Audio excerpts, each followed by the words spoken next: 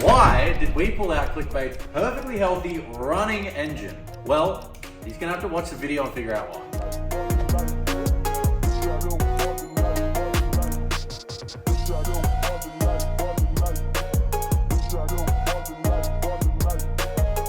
God, what a strange image that is, having the engine out. And the crazy thing is like, there's no real other reason to have the engine out other than for looks. Like, if I wasn't going to paint it, then it could have possibly stayed in. And Jace is that much of a legend that he could probably absolutely paint around the engine, just remove everything else like I have. But yeah, it is crazy, and it is a very weird sensation to be pulling a healthy running engine out for, I mean, there is a reason, but no reason kind of thing. It is crazy. It is absolutely crazy. Now, before we pulled it out, we compression tested it, and the compression test was bang on. It was exactly what it was when I tested it probably 3 months ago before we went on the trip. So the thing is so healthy. It's so happy. The oil coming out of it is still brand new. So we were going to take it in for a health check, but I've heard from so many people that when an engine's happy, it is happy.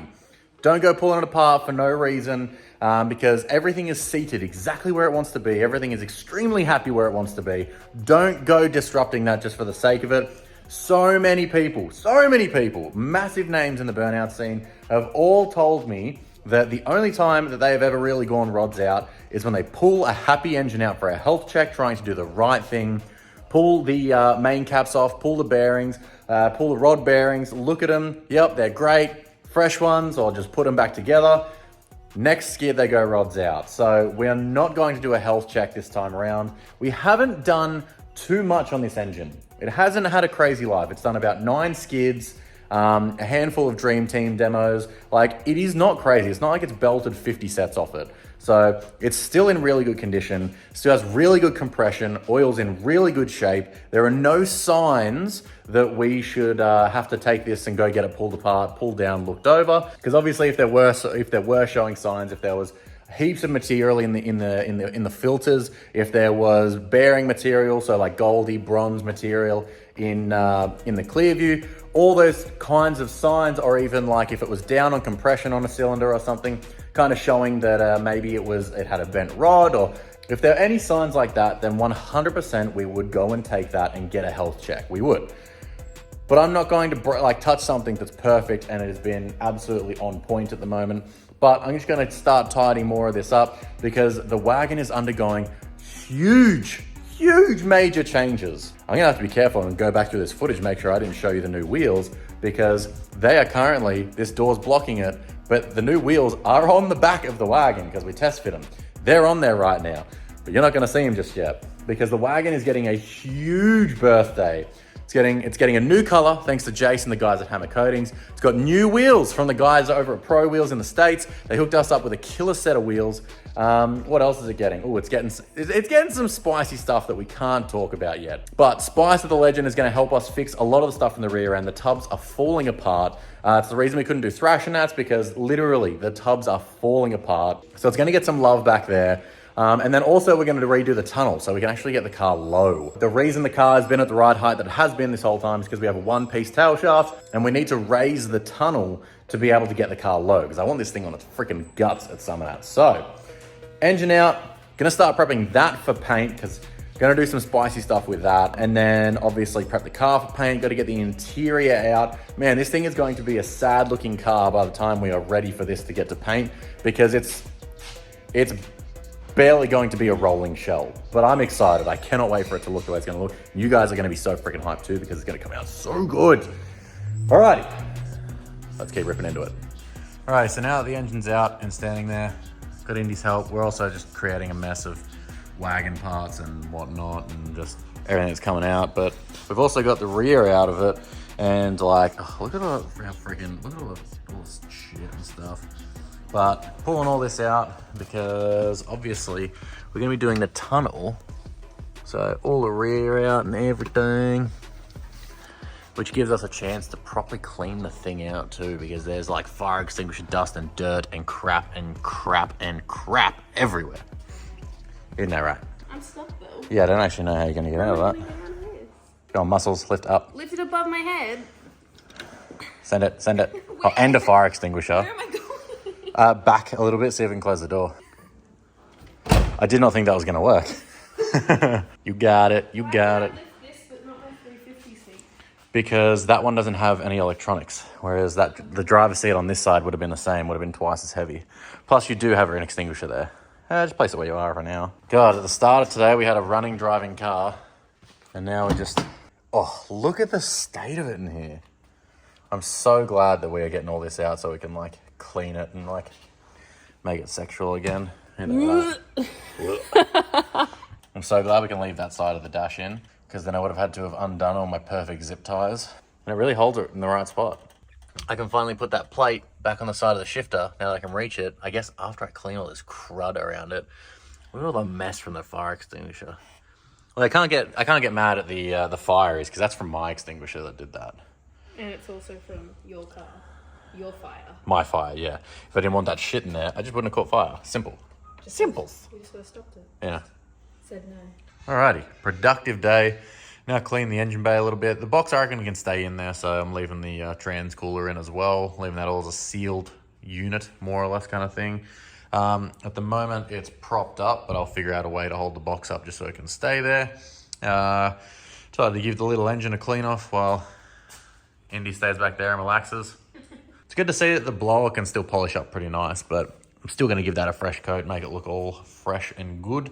One thing that I'd noticed is we were consecutively getting a leak from somewhere at the back of the engine. I thought that it was coming from the back of this fitting, which it was, but it got to the point that after I'd fixed this and put a new fitting on it, it was at the point where I couldn't figure out where the leak was coming from, and especially after a skid or something, just around the bottom of the engine, like you can see all of that grime and goes under the sump, and then it flicks all up the trans and everything.